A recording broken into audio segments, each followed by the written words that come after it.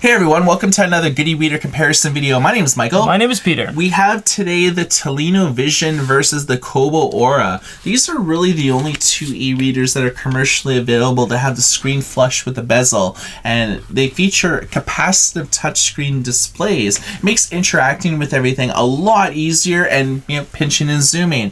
So what's the hyping factors behind these e-readers? Well, they're quite similar. The one big difference is the screen technology. This actually uses e-ink Carta, which is similar to the Amazon Kindle Paperwhite 2. And the Kobo Aura uses e-ink Pearl.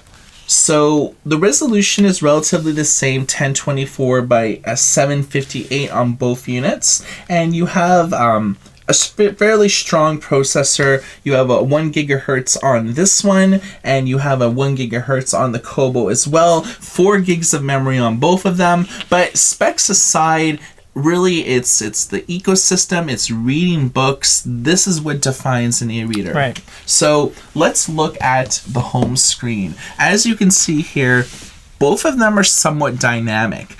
The Kobo, whenever you open up a book, it'll appear here. So you can see that we have The Hobbit, the Dungeons Master's Guide.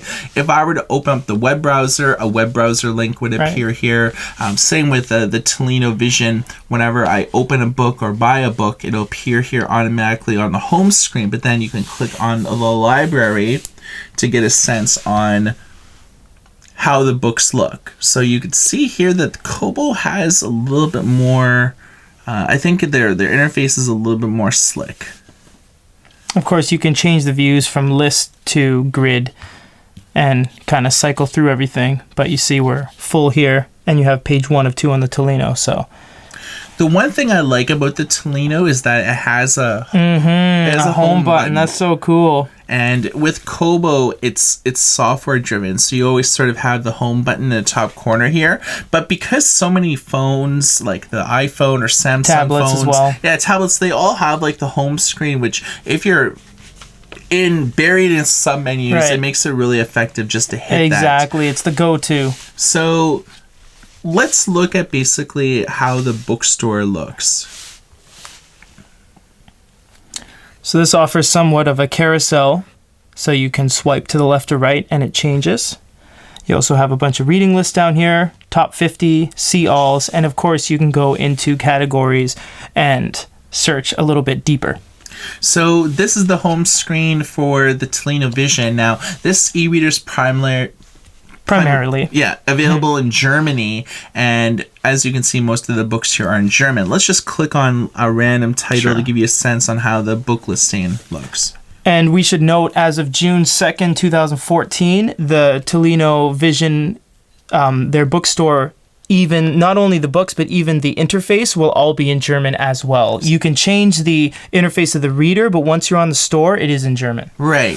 So I kind of like the way that both of these stores look. I mean, they offer some different things. Everything here is on one screen, whereas with the Kobo, you have a drop down there, related reading, details. You can go to details here, has a little bit more information. Okay, let's look at the ebook experience. So, you see, I don't have that home button to just jump to. I got to go X, and then I got to go home. Don't you wish you had a Tolino like me? I do. Okay, so we're going to open up just an ebook here. And you can see the Kobo loaded up super fast. Right. So these are what they look like by default, opening up a book on each of these. So if you tap in the middle of the Kobo, you get all the kind of text augmentation at the bottom. If you tap in the center, you see the same thing. Let's look at the text options. All right. So you see we have slider bars here, so we can slide the little dot left or right, whereas we have only a 7-set selection of text. It takes a little bit of time for it to change on the Tolino. It actually has a please wait symbol that pops up. Yeah, I'd say it's probably a bit quicker on the Kobo Aura for sure. They both have a lot of different fonts. Georgia. You Kobo can see nickel. Kobo has a lot more fonts, but one of the benefits about the Kobo for advanced users is you can actually load in your own fonts, which I find it's interesting because say if you're reading a digital newspaper, you might want Times New Roman. Exactly. Whereas with the Tolino, what you see is what you get. There's also alignment options as well, so you could see, you can adjust the line spacing. And as you saw here, we have a little bit more of advanced features on the Kobo from before and afters, weight, sharpness, font size, and so forth. Yeah, the Kobo definitely has better font options in terms of being able to augment your overall reading experience. So they both have highlights, notes, translates. They have anchors, share on Facebook. Keyboards. We're not going to go into each individual thing because it's pretty standard on all of the e-readers, but they do have dictionaries. So the Tolino has a dictionary, but it also has a useful translate tool. Right. Which I find is interesting because you can translate words from one language to another. Right. You can do that with a couple of them on here. We'll go to Espanol to English, but we've selected English words, so we'd have to go the other way and go English to another language. But you can download other dictionaries and add them in. Now, both of these e-readers have front lights, and at the end of the video, we're going to show you how they stack up against each other. Absolutely. So let's look at page turns. So, Peter, it's probably better that you do it.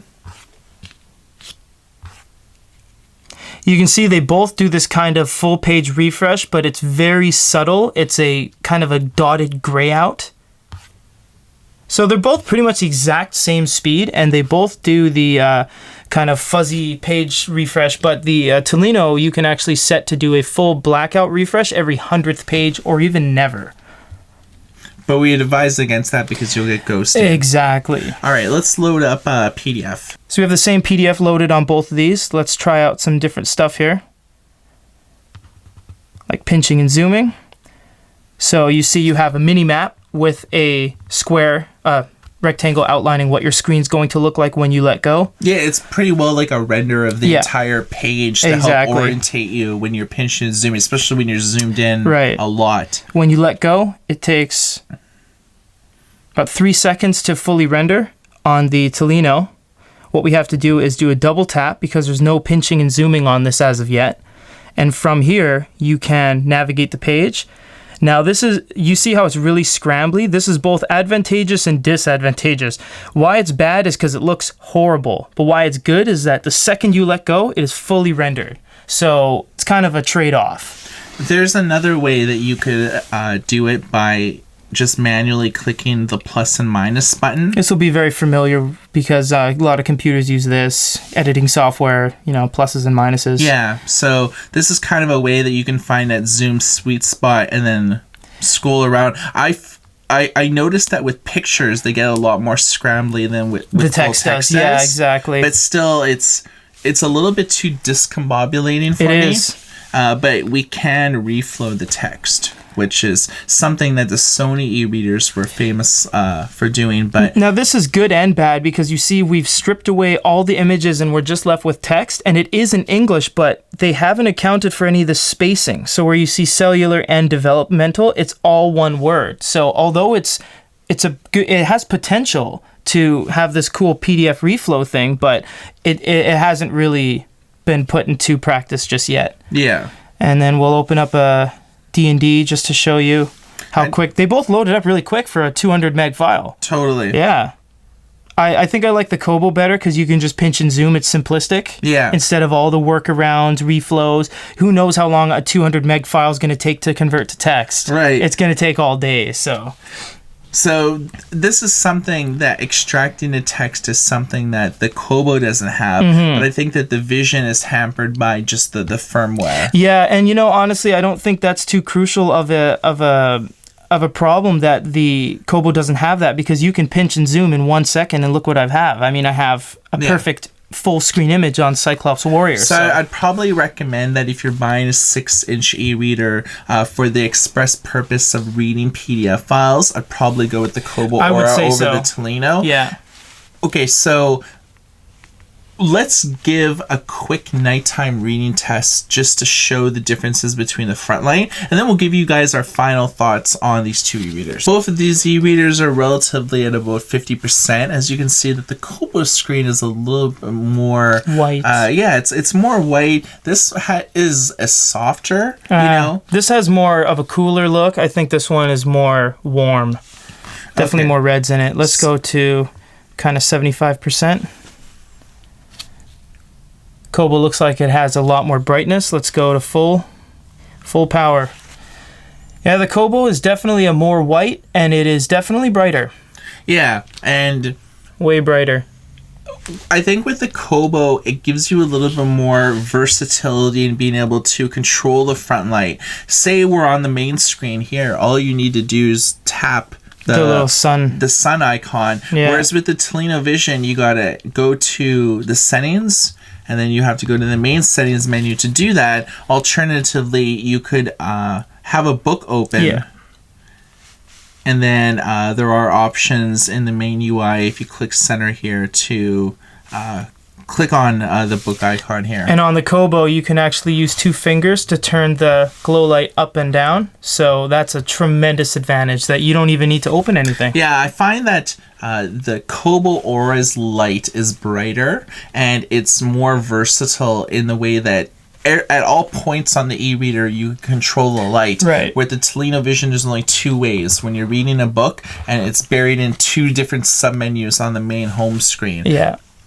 So our final thoughts. I think that the Kobo gives you a more complete experience, both with PDFs and ebooks. Being able to load in your own fonts and having so many different options to be able to adjust the line spacing, the margins, it's endless. Yeah. And I think that the big advantage is just the PDF experience. The fact that you could pinch and zoom, you can scroll around, and it's seamless. Exactly. And the bookstore too is good because if we travel to other markets, we'll be able to tap into other bookstores. Yep. But because we speak English, we can tap into the English bookstores, whereas with the Tolino Vision, it's pretty well only relevant to German-speaking people. It is. So it kind of limits the worldwide market and the overall appeal towards it. But if you like, you know, if you live in Germany or Switzerland or, you know, the surrounding area that you have like a strong German-speaking demographic, this might be a good e-reader for you.